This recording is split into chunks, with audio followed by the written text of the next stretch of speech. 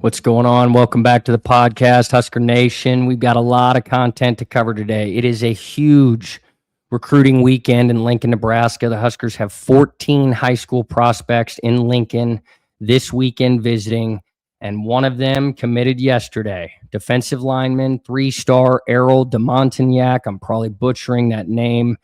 6'3", 290 pounds already. So a big body. Now, I think this guy's extremely underrated. Listed just as a 3-star recruit on all major sites. But you look how many offers he had. 34 offers. He chose the Huskers over Florida State and Virginia. He did have a visit scheduled to Florida State next weekend, but we'll see if he keeps that on the calendar now that he's committed. This is why I say this kid's underrated. Not only is he a big body, his junior season stats were unbelievable. 87 tackles, 30 tackles for loss, 14 sacks, 3 forced fumbles, and a fumble recovery. That's as good as any defensive lineman in the country. So I think this kid is going to skyrocket his rating over the course of his senior season. He's in Florida, plays at Armwood, elite level competition he's facing. He's an extremely underrated prospect. I love this pickup. Way to go, Corey Brown. With his production and motor, watch his film at his size. I think he's going to move up in the ratings. Now, will he move up to a 4-star? That's yet to be seen. But I think with the statistics he put up his junior season in the talent-rich state like Florida, I mean, this kid's just bound to skyrocket. So his strengths, high school production we talked about, interior pass rush. This dude is a bull rusher. He uses his hands very well. He sheds blocks at a high level. Physical frame, of course. He already has the size of a D1 defensive tackle. And then, of course, for his size, he's got a disruptive motor, guys. I mean, he flies around the field chasing guys down. I think this kid's a really good player, and that goes to show why he had 34 offers at a high school. So the Huskers land their 12th commitment of the 2027 class from defensive lineman Errol Demontagnac. All right, let's talk the other visitors, uncommitted visitors that we've got in town this weekend. And starting at the top, Albert Simeon. I've talked about him a bunch. This is an elite interior offensive lineman.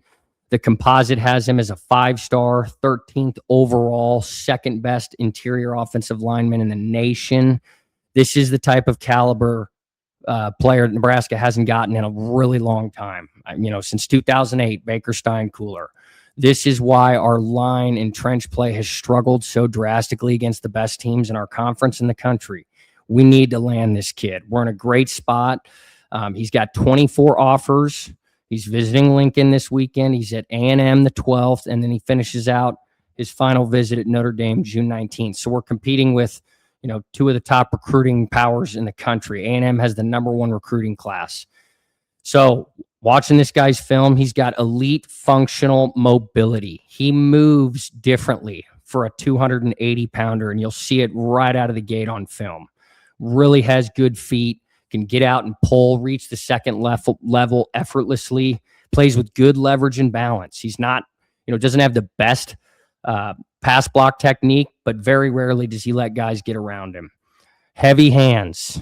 That's a common theme among top-level interior offensive linemen. He has heavy, strong hands. If he gets his hands on you, you're screwed. Positional versatility. He plays tackle for Sam Houston in Louisiana. He's got the prototypical size to be a guard in college. Now, regardless, I think he could move around. And it's due to his athletic background. He throws the shot put in track and field. He's also a varsity basketball player, which attributes to his good footwork and just overall athleticism. This is a beast. It's going to be hard to pull him away from A&M and Notre Dame, but honestly, if I'm this kid, A&M already has the #1 recruiting class by far. I mean, you're just going to get in line there. Notre Dame probably similar, right? They've got elite dudes all over the place. If I'm this kid, I'd want to go to Nebraska, build up the trenches, be the dude to turn their program around. Now, that's me. You can't get into the minds of these kids, but he is the top prospect on our board, aside from Ahmad Hudson, who is in town, but he's committed to LSU. I just wanted to go talk through the uncommitted guys. So next up, talked about him as well, Matthew Gregory, athlete / wide receiver. 4-star recruit on every major site. Now, this kid had 33 offers out of high school. He visited UCLA on the 29th. He's in Lincoln this weekend, changed up his visit dates, and then he's visiting Virginia Tech next weekend, June 12th. Now, we haven't had a guy like this commit since probably Tyjon Lindsey, but I think this kid's better than Tyjon Lindsey. You remember Tyjon Lindsey, the Mike Riley, when he was coach in 2017, we pulled him out of Bishop Gorman, but he was only 5'9", and he never ended up producing, transferred to Oregon State. Well, this kid has that elite track speed. Watch his film. Has field stretch. He's a field stretching vertical threat. His track times are unbelievable. True elite track speed. Now, beyond that, he's got really good ball skills and catch radius. He can maneuver his body in the air to track the ball incredibly. But then the biggest thing, he's a 3-phase impact. Whether he plays wide receiver as our number 1 wide receiver, whether he plays on the defensive side as a defensive back, but he's also an intriguing return man because of his track speed and ball skills. I mean, this kid is a true 3-phase impact that Nebraska hasn't had since DeMornay Pearsonell in 2014, and he didn't have that long distance track speed like this kid. So this is a really important prospect. We are leading to nab him. It's between us, Virginia Tech, and UCLA. I think we're going to get him. The crystal ball favors Nebraska. Next up, Jalen Hill, 4-star cornerback. Right out of the gate, you notice his height and length. He is a modern day prototypical corner. 6'2", 170 pounds with long arms. He's got 26 offers. He's in Lincoln this weekend, visits Washington June 19th. It's between us, Washington, and Florida State. Pulled up his junior season stats. He had 6 interceptions, 3 passes defended, and a pick 6. So he's a ball hawk.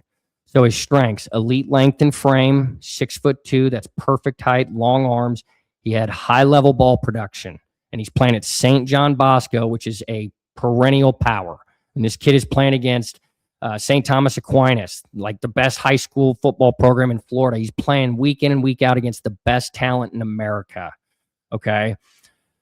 His press coverage baseline, he's really good at getting his hands on receivers right out of the gate. He uses his long arms and length to kind of push them back against the line and control where they're going. And then again, battle-tested pedigree. He's playing against the top competition in the country. So this is a true high-level elite cornerback that we need to go get, and I think we will. Next up, another cornerback, 4-star Bryce Williams. Now, another long, tall corner, perfect prototypical size, 6'2". Needs to add a little bit of weight. They'll add muscle, get him in the weight room. But he's out of Fort Lauderdale. So again, playing high-level competition. Look how many offers he had. 51 offers. He's in Lincoln this weekend, visited OU last weekend, and then he visits North Carolina June 12th. So it's between us, OU, and North Carolina. Nebraska's heavily in the lead. There's a crystal ball prediction favoring the Huskers on him. This is another ball hawk, guys. Junior season, 12 pass breakups and an interception. And when you watch his film, he is constantly separating the ball from the receiver. It's unbelievable how good he is at separating the ball from the receiver. And my favorite thing about this kid, I don't know, for the 20-plus years I've been watching Nebraska football, our corners have a tendency to never want to turn their heads and track the ball. And it's fear. They don't want to lose sight of the receiver. They don't want to lose track of him. This kid turns his head to track the ball almost every time a pass is thrown his way. I love that. That's confidence. The ability to turn your head and go track the football is something Nebraska hasn't had very often. So let's talk his strengths. Elite length and frame. We're going after big, long corners. I love it. Ball production. Already talked about it. 12 pass breakups his junior season. His mechanics in coverage are incredible. Not only does he have great instincts and zone coverage, and he can go make plays, he's got a really good back pedal, and he's just fluid in his movements. His pursuit to tackle ball carriers is excellent. Last strength, his physical run support. He's not afraid, even though he needs to add some mass and muscle, he's not afraid to stick his nose in there and lay the wood. And I love to see that out of a corner. I think we're going to get him. Crystal ball's favoring Nebraska again. So for the Huskers to land, Addison Williams already has 2 4-star safeties. If he can go get 2 4-star corners, my God, he would surpass Jeep Wade on our top recruiters list. I think we're going to get this kid. Next up, moving to the defensive line.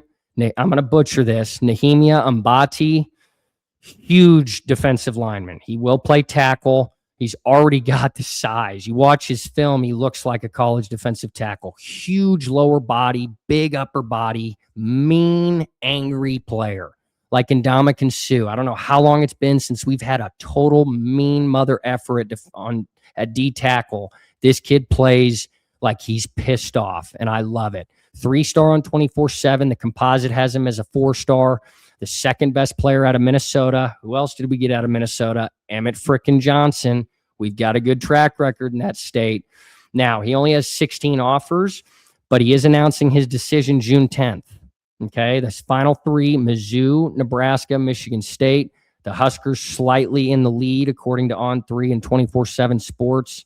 I think we land this kid, and that'd be another huge pickup for Corey Brown in our defensive line room.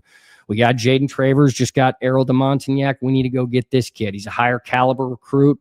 And I mean, just getting the top 2 player out of a state is a big deal. And when you watch his film, you'll see why I want this kid bad. Strengths, physical intimidation, and base. He plays bigger than his height and weight is listed here. I mean, he looks like he's 6'4", 300.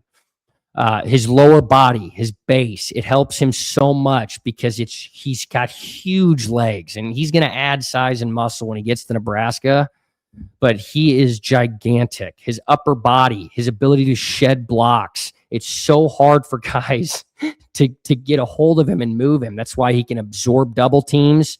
He can fight through, and he makes plays in the backfield. The thing I love most about him is beyond his pissed off attitude is his motor. He's chasing dudes down 20 yards down the field. I mean, I love to see that a defensive lineman. Nebraska's clearly going after not just guys that had high level production, but play with high motors, play angry, and they want to go chase guys down and fuck shit up. And I love it. Excuse my French. I think we're going to get this kid. Okay. Next up, another Grayson High School standout, tight end Joey Hunter. Okay. Now, first thing you notice, his height and weight. He's 6'6", 255 pounds. That's why his recruitment is skyrocketing. I mean, he's got 31 offers. That's probably going to grow. He's in Lincoln this weekend. He visits Pittsburgh June 11th, and then he finishes out his visits at Syracuse June 19th. This kid didn't have a ton of production as a receiver at Grayson, but watch his film. He's a physical run blocker. They used him as a puller constantly. I mean, he buries guys in the dirt, and that's thanks to his size. Okay. Strengths, physical frame. I mean, he's to be 6'6", 255 already is unbelievable. That's why he's got so many offers and there's so much hype around him. His run blocking, talked about it. Watch his film. I mean, we're going after this guy for a reason. Yeah, Ahmad Hudson, we lost him to LSU, but he is in town. But he's a ball catcher. Ahmad Hudson is not as much of a blocker as he is just a physical specimen going and catching passes, breaking tackles in the open field. This dude is a blocker, okay? But in the red zone, his catch radius, because of his size and length, is a huge mismatch for smaller defensive backs. So while he isn't, one of the elite pass catchers at tight end, his size, his blocking ability, and his potential in the red zone make him a highly intriguing prospect, okay? Last but not least, uncommitted visitor, Eli Harris, another Grayson High School standout, linebacker, 3-star recruit. Now, I think this is another underrated player. You look at his offer count, 29 offers. He's in Lincoln this weekend, visits Texas A&M June 12th, and then finishes out at Pittsburgh June 18th. So those are his top 3. Strengths, watch his film. His physical profile, he plays like he's bigger than 6'1", 200. Definitely has to add some weight and mass. Okay, but he plays bigger than that, and that's a big deal. He's a phenomenal pass rusher, just vicious pass rusher. I mean, some of the hits he lays on the quarterback, even when he doesn't get him, he's laying dudes out. I mean, he gets in there and he makes stuff happen when he blitzes. It's been since Levante David, since we've had a really solid blitzing linebacker. If you guys can name another one since Levante, I'll be impressed. But I love that we're going after a guy that, needs to add some weight and some muscle, but his instincts, his sideline to sideline instincts, his ferociousness to take down ball carriers. He's a good tackler. He wraps. His pursuit and instincts are off the charts. Technique and leverage as well. Again, he's only 6'1", 200, but because he plays with such good technique and low leverage, he sheds block and he finds a way to get to ball carriers. He's so good at avoiding blocks of offensive linemen. That's what you notice on his film. He evades blocks so well, and he can go make plays very similar to a Levante David type, just a ball hawk. So an unheralded recruit, just a 3-star, but I think this is another kid whose status and rating could jump up his senior season, especially playing at a big-time program like Grayson High School. So Nebraska's plucking dudes from Grayson left and right. I think we get Eli Harris, and I think we get Joey Hunter. So a big-time recruiting weekend. We've got a lot of studs in town. Now, I want to finish on this dude. Trey Taylor, our quarterback commit. He's likely going to get 5-star status here soon. He's the Elite 11 MVP a weekend ago. Played outstanding. They raved about his accuracy, his ability to just make pinpoint throws into traffic, his confidence, his moxie. He's likely going to move up to a 5-star recruit soon. What I love most about this kid, his peer recruiting. He's been committed to Nebraska for a while. He hasn't veered in his decision. He's stuck to it. He is the biggest, most boisterous peer recruiter for Nebraska. He's in town trying to sway Ahmad Hudson to flip to the Huskers. I mean, you look at his social media, he's not afraid to talk about his love and passion of turning this program around. And I love that. I love that shit. Do I think he spends too much time on social media? Sure, but that's all kids these days. And if he's on there to help Nebraska, I'm all for it. I think we have a chance to flip Ahmad Hudson. Now, you know how it is with these high-level 5-stars. We could flip him for a week, and then when he goes to his next visit, he could flip again. So I just love that he's there with Ahmad.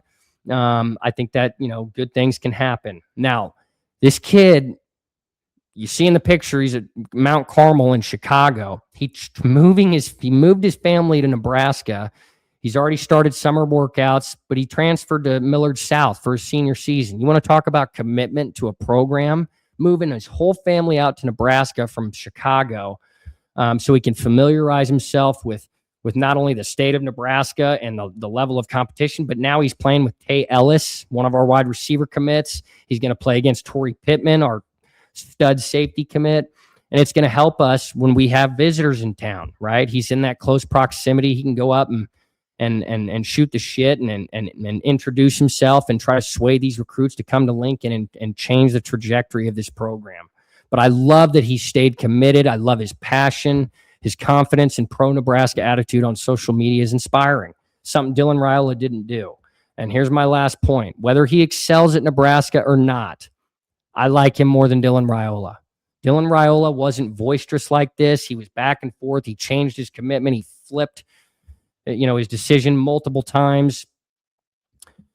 This kid has been committed for over a year, and he hasn't, veered from that. He has been so pro-Nebraska, and he's not afraid to speak his mind about that. Sticking to his commitment, not veering. In today's day and age, I love that. So whether he excels at Nebraska or not, I already like him more than Dylan Raiola. Okay. Remember, Dylan Raiola couldn't even, put out a thanks to the fans when he transferred from Nebraska. I mean, are you kidding me? Like, not that I really give a shit or put a lot of meaning behind that, but like, that's something you got to do. When we pour our heart and souls into you for 2 years and then you just leave and don't say shit, that pisses me off. That's something this kid wouldn't do. And this kid isn't going to transfer. So I love that he is our quarterback. I love that he is making waves across the nation, showing people his talent. I love that Ohio State and some of the elite programs are trying to flip him and steal him. He ain't going anywhere. Okay. And he's the best pre-recruiter we've probably ever had. So the Husker 2027 class, we've got 12 commits, 5 4-stars, 7 3-stars. All right. We're in a good spot. Nationally on 24/7 Sports, the composite, we're 23rd nationally. You notice it was like a week ago, 2 weeks ago, we were 21st. We get another commit. There's a lot of teams are getting commits, guys, and it's not just nationally, it's really in the Big Ten. The Big Ten is kicking ass in recruiting. So 23rd nationally on 24/7 Sports. On3 and Rivals has us 19th nationally. But here's the last thing I want to show you guys. 8th in the Big Ten Conference. To be 19th nationally in recruiting, but just 8th in the conference just goes to show how deep and elite our conference is. I mean, it's unbelievable. I cannot believe we're 8th, being 19th nationally. Okay, there's 7 other teams ahead of us. That's just going to make, that's just, I've shared my thoughts. I wish we were still in the Big 12. I mean, it's even with a rock solid recruiting class, all the momentum we have, looks like we're building one of our best classes ever. And it's still only 19th and middle of the pack in the Big Ten. So we can't let our foot off the gas. We got to keep getting after it. I think it all starts getting guys like Albert Simeon, Matthew Gregory. If we can flip Ahmad Hudson, but here we go. Let me make it big. Ohio State, of course, first in the Big Ten, then USC, Oregon, Michigan, and then, it pisses me off. Teams like UCLA, Penn State, who just hired a new coach, has been in turmoil, Washington. The fact that those teams are ahead of us, I'm okay with, the Big Four, Ohio State, USC, Oregon, Michigan, but we want to be right behind Michigan. And I think, if we get some of these guys, if we have a big weekend, which we're in line to, we will surpass these guys. You notice UCLA, they're only ahead of us because they have 20 commitments. And Penn State, 20 as well. Washington, 17. So it's a volume. It's all about volume. So Nebraska with just 12 commitments. Our average rating is right up there with UCLA, Penn State, and Washington, right? If we get a guy like Albert Simeon, Matthew Gregory, that's going to skyrocket well above 90. And we will be right after Michigan. So I want us to be top 5 in the Big Ten. Okay, I think that's really important if we want to compete for Big Ten championships. We got to. There's no excuses. Now, it's a numbers game. We just have less recruits than some of these other teams ahead of us. That will change, but we can't let our foot off the gas. We are in a tough conference, the best conference in football. We can't take a break for a second. All right. Okay, you guys, I know this is a longer episode, but it's been a minute since I've put one out. Like, subscribe, leave comments. I'm not getting enough comments. Please support the channel, like and subscribe. Tell friends and family and fellow Huskers about me. I appreciate the support. Have a great weekend. And like always, go Big Red, baby.